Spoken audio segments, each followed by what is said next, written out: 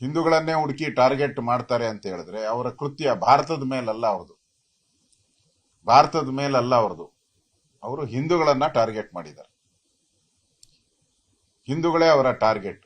ಇದನ್ನ ದೇಶದ ಜನ, ರಾಜ್ಯದ ಜನ ಅರ್ಥ ಮಾಡ್ಕೊಬೇಕು. ಇಂಥ ಕಷ್ಟದ ಸಂದರ್ಭದಲ್ಲಿ ನಾವೆಲ್ಲರೂ ಕೂಡ ಒಟ್ಟಾಗಿ ಈ ಭಾರತಕ್ಕೆ ಬಂದಿರುವಂತ ಏನು ಈ ಟೆರರಿಸ್ಟ್ ದಾಳಿಗೆ ಸರಿಯಾದ ಪ್ರತ್ಯುತ್ತರವನ್ನ ನಮ್ಮ ಕೇಂದ್ರದ ಸರ್ಕಾರ ಕೊಟ್ಟೇ ಕೊಡುತ್ತೆ. ಹಿಂದೆ ಈ ತರದ ಘಟನೆ ಆದಾಗೂ ಸರಿಯಾಗಿ ಉತ್ತರವನ್ನ ಕೊಟ್ಟಿದ್ದಾರೆ.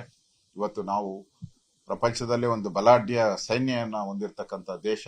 ಆ ದೃಷ್ಟಿಯಿಂದ ಆಗಿರ್ತಕ್ಕಂಥ ಅವರು ಸ್ಪಷ್ಟವಾಗಿ ಹೇಳಿದ್ದಾರೆ, ಟೆರರಿಸ್ಟ್ ಹೋಗಿ ನೀವು ಹೇಳಿ, ಮೋದಿಗೆ ಹೇಳಿ. ಮತ್ತೆ ಅಲ್ಲಿ ಮಾತಾಡಿದವರು ಹೇಳಿದ್ರು, ನೀವು ಹಿಂದೂನಾ ಅಂತ ಕೇಳಿ ನಮ್ಮನ್ನ ಹೊಡೆದಿರುವಂತದ್ದು. ಇದನ್ನ ನೋಡಿದ್ರೆ ಇದು ಹಿಂದೂ ಧರ್ಮದ ಬಗ್ಗೆ ಅವ್ರಿಗೆ ಇರ್ತಕ್ಕಂಥ ವಿರೋಧ ಸ್ಪಷ್ಟವಾಗಿ ಕಾಣ್ತಾ ಇದೆ. ಅದರಿಂದ ಈ ವಿಚಾರವಾಗಿ ಈಗಾಗಲೇ ಕೇಂದ್ರ ಸರ್ಕಾರನು ಕೂಡ ಕ್ರಮ ತೆಗೆದುಕೊಂಡಿದೆ. ಗೃಹ ಸಚಿವರು ಈಗಾಗಲೇ ಅಲ್ಲಿ ಹೋಗಿ ಇಮಿಡಿಯೇಟ್ ಆಗಿ ಭೇಟಿ ಮಾಡಿ ಕ್ರಮಗಳನ್ನ ತೆಗೆದುಕೊಳ್ತಾ ಇದ್ದಾರೆ. ಪ್ರಧಾನಮಂತ್ರಿ ಕೂಡಲೇ ವಾಪಸ್ ಬರ್ತಾ ಇದ್ದಾರೆ. ಅದರಿಂದ ಈ ಕೃತ್ಯವನ್ನ ನಾವೆಲ್ಲರೂ ಕೂಡ ಖಂಡಿಸ್ತೀರಿ. ಇವತ್ತು ಸಂಜೆ ಬಿಜೆಪಿ ಆಫೀಸ್ ಮುಂದೆ ಶ್ರದ್ಧಾಂಜಲಿಯನ್ನ ಅರ್ಪಿಸ್ತಾ ಇದ್ದೀರಿ, ಕ್ಯಾಂಡಲ್ ಲೈಟ್ಸ್ ಶ್ರದ್ಧಾಂಜಲಿಯನ್ನ. ಅದೇ ರೀತಿ ಜಯನಗರದ ಶಾಪಿಂಗ್ ಕಾಂಪ್ಲೆಕ್ಸ್ ಹತ್ತನೂ ಕೂಡ ಶ್ರದ್ಧಾಂಜಲಿಯನ್ನ ಅರ್ಪಿಸ್ತಾ ಇದ್ದೀನಿ. ಸ್ಯಾಂಕಿ ಟ್ಯಾಂಕ್ ಅಲ್ಲೂ ಕೂಡ ನಮ್ಮ ಅಶ್ವಥ್ ನಾರಾಯಣ ಅವರು ನೇತೃತ್ವದಲ್ಲಿ ಅಲ್ಲೂ ಕೂಡ ಶ್ರದ್ಧಾಂಜಲಿ ಸಭೆ. ಇಡೀ ರಾಜ್ಯಾದ್ಯಂತ ನಮ್ಮೆಲ್ಲಾ ತಾಲೂಕು ಕೇಂದ್ರಗಳಲ್ಲೂ, ಕರ್ನಾಟಕದ ಎಲ್ಲ ತಾಲೂಕು ಕೇಂದ್ರಗಳಲ್ಲಿ ನಮ್ಮ ತೀರಿಕೊಂಡಂತ ನಮ್ಮ ಎಲ್ಲ ಹಿಂದೂ ಬಾಂಧವರ ಅವರಿಗೆ ಶ್ರದ್ಧಾಂಜಲಿ, ಅವರ ಕುಟುಂಬಕ್ಕೆ ನಮ್ಮ ಜೊತೆ ಇದ್ದೀರಿ ಅನ್ನೋ ಒಂದು ಸ್ಪಷ್ಟ ಸಂದೇಶ ಹೋಗುವಂಥದ್ದು ಮತ್ತು ನಾವೆಲ್ಲರೂ ಒಟ್ಟಾಗಿದ್ದೀರಿ ಅನ್ನೋ ಸಂದೇಶವನ್ನು ಕೂಡ ಇವತ್ತು ಕಳಿಸ್ಬೇಕಾಗಿದೆ.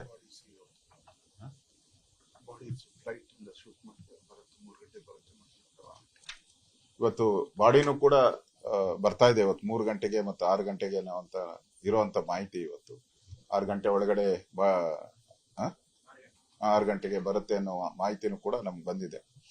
ಸೊ ಒಟ್ಟಾರೆ ಈ ಘಟನೆ ದೇಶದ್ರೋಹಿಗಳಿಗೆ ಸರಿಯಾದಂತ ಪಾಠವನ್ನ ಕಲಿಸುವಂತದಕ್ಕೆ ಇಡೀ ಭಾರತ, ಇಡೀ ಹಿಂದೂಸ್ತಾನ ಒಟ್ಟಿಗೆ ನಿಲ್ಲಬೇಕು.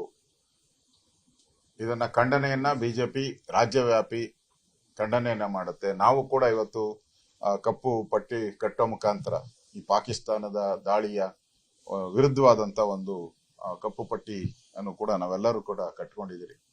ಪ್ರೊಟೆಸ್ಟ್ ನಮ್ದು ಪಾಕಿಸ್ತಾನದ ಈ ಭಯೋತ್ಪಾದನಾ ದಾಳಿಗೆ ಒಂದು ಪ್ರೊಟೆಸ್ಟ್ ಕೂಡ ನಾವು ಮಾಡ್ತಾ ಇದ್ದೀವಿ. ರಾಜ್ಯ ಸರ್ಕಾರನು ಕೂಡ ಈ ಸಂದರ್ಭದಲ್ಲಿ ಕಾನೂನು ಸುವ್ಯವಸ್ಥೆಯನ್ನ ಕಾಪಾಡಬೇಕು. ಮತ್ತೆ ಎಲ್ಲೆಲ್ಲಿ ಸ್ಲೀಪರ್ ಸೆಲ್ಸ್ ಇದೆ ಕರ್ನಾಟಕದಲ್ಲಿ, ಆ ಸ್ಲೀಪರ್ ಸೆಲ್ಸ್ ಬಗ್ಗೆ ಗಮನವನ್ನ ಕೊಡಬೇಕು.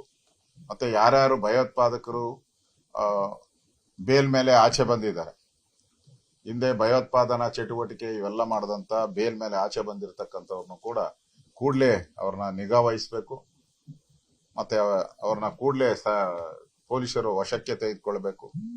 ಇವೆಲ್ಲಾನು ಕೂಡ ರಾಜ್ಯ ಸರ್ಕಾರದ ಕರ್ತವ್ಯನೂ ಕೂಡ ಇದೆ, ಅದನ್ನು ಮಾಡಬೇಕು.